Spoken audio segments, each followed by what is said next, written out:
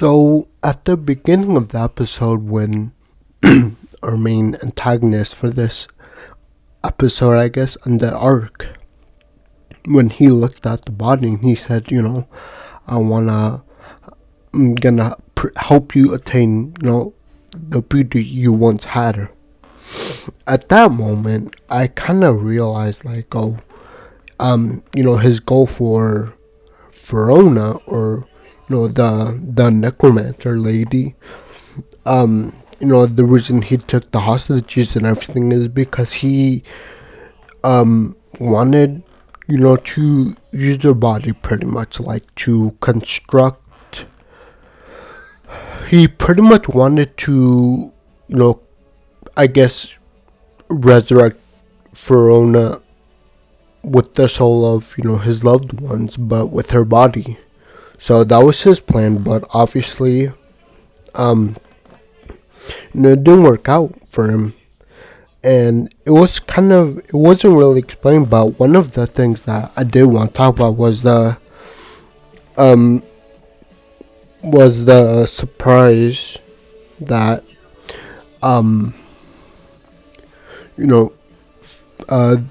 the girl, our main female character, she wasn't just any necromancer. It looks like it looks like what we saw. It looks like she's also the same kind of, like we saw the black writings go like all over her. Like if you saw the episode, like we like on her body, you'd notice like there was the black stuff, the black ruins on her skin, and then like these weird markings, and I just didn't know like she was also the same kind of witch that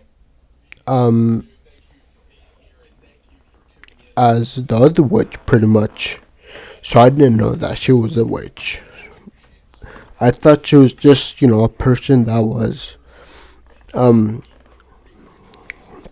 very knowledgeable, but in necromancy, and I thought probably Johan was the witch, but apparently I was wrong.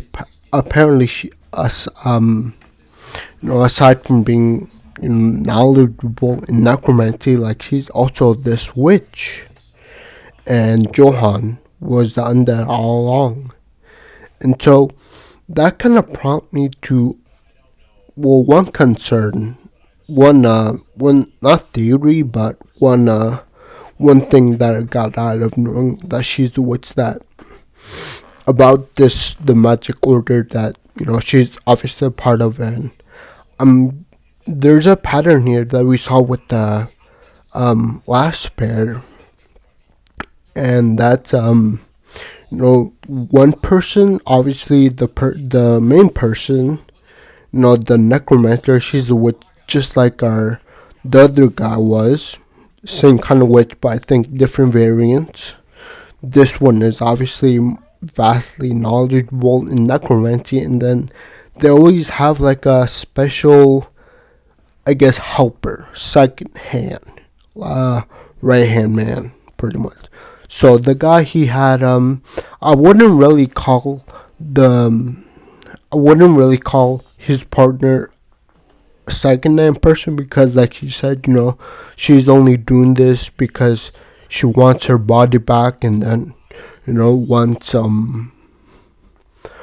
they find the witch and kill her, and the curse is broken, like she will, like her plan is to I'm just gonna kill you because I don't need you anymore.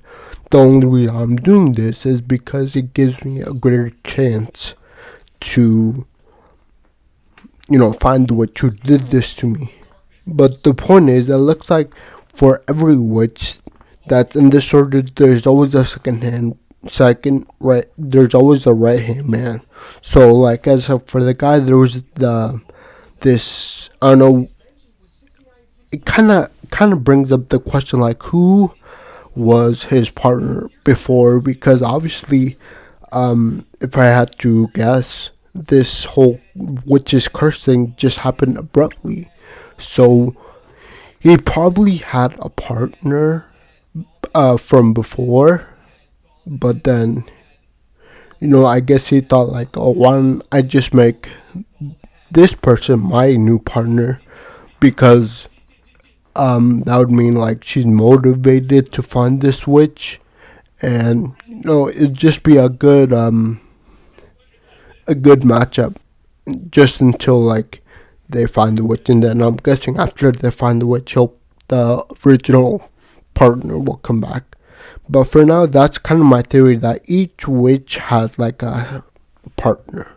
So like I'm repeating myself, but for the guy, like I said, he has the girl, I guess, or whatever. And then for this witch, she obviously has undead as her undead, pretty much special undead, as we saw with Johan's, like healing his wounds, or he kind of has an undying body, like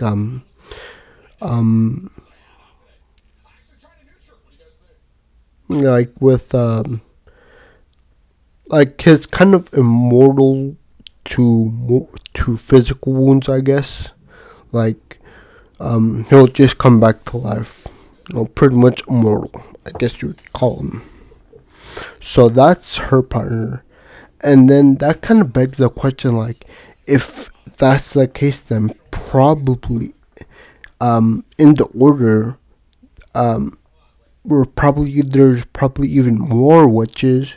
Like, they're probably like the same kind of witches, but they're, like I said, they're probably different variants. Like, oh, this one's a witch, but he knows a lot about the heaven, demons, or the dark, or whatever, all their specialties and stuff. So the witch is like our first guy, but they're kind of knowledgeable and they like specialize in different things.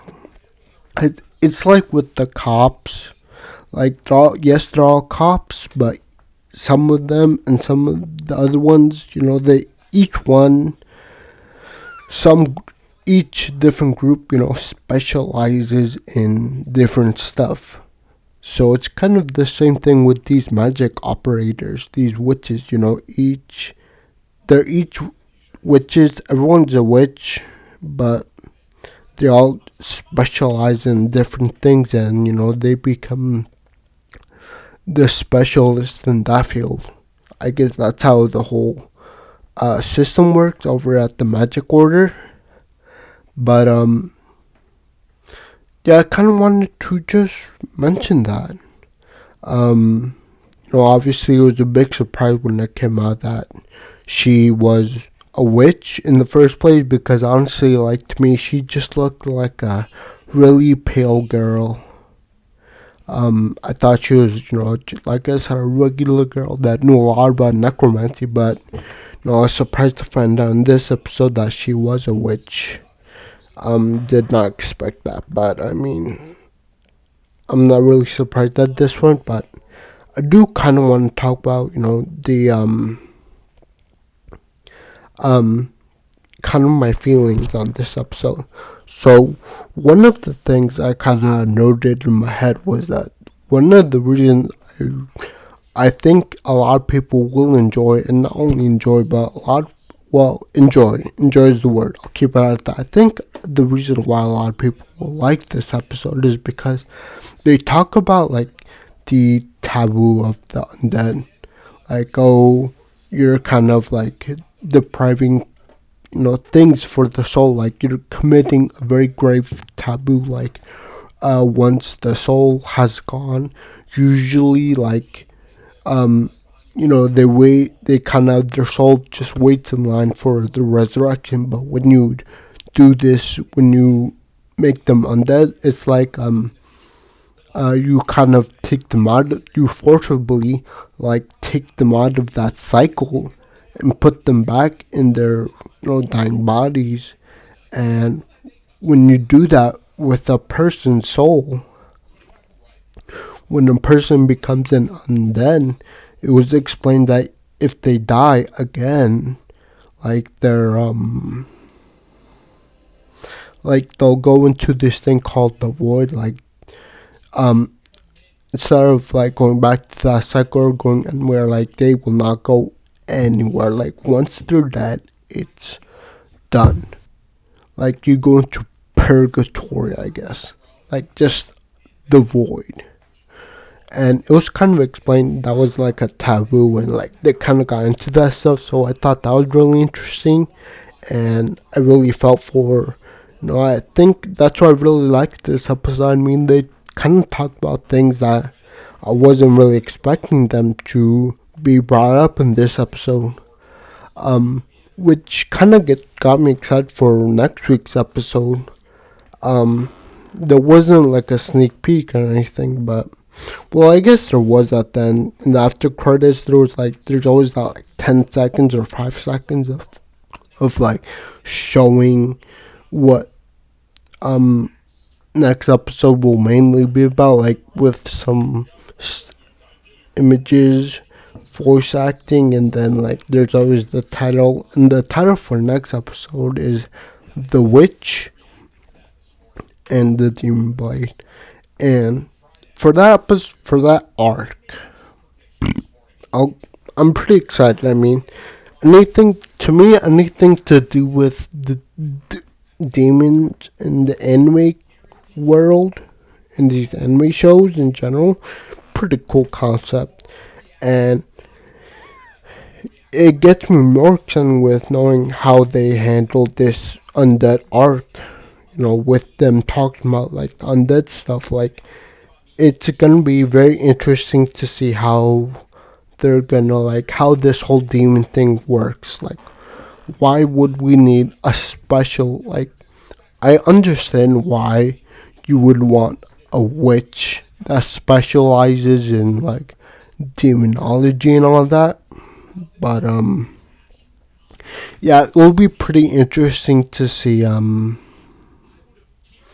how that whole situation unfolds and what is the main problem that causes the witch and the demon, the witch demonologist to appear, to cause them to appear.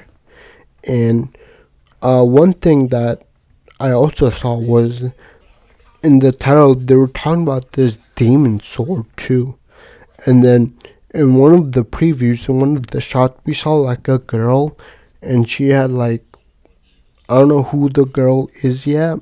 We'll probably find out next episode, but we saw a girl. She had the sword, a sword, but on that sword it was like glowing, and then like you could see the little black runes type on swirling on the sword, like we do with the witches. So I don't know what's really gonna happen, but from those shots, I'm pretty sure the episode will be interesting to see, and it really gets me excited to watch next episode.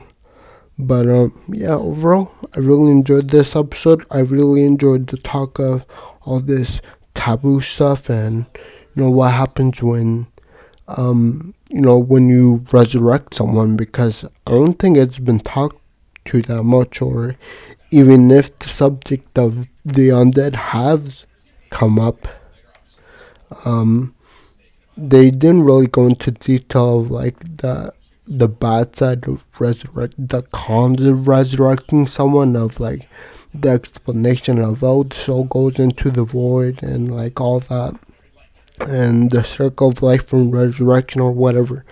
So that whole part, like I said, was pretty interesting, and I can't wait for more of those types of explanations, especially in the upcoming arcs. Like I said, like in for the upcoming next episode, they're probably gonna explain like some taboo stuff that's gonna happen.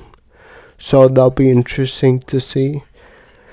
But overall, yeah, I really liked this episode, and I hope you guys did too. But I think I'm just gonna end it there. Please leave a like, subscribe, and I'll see you next time. Bye.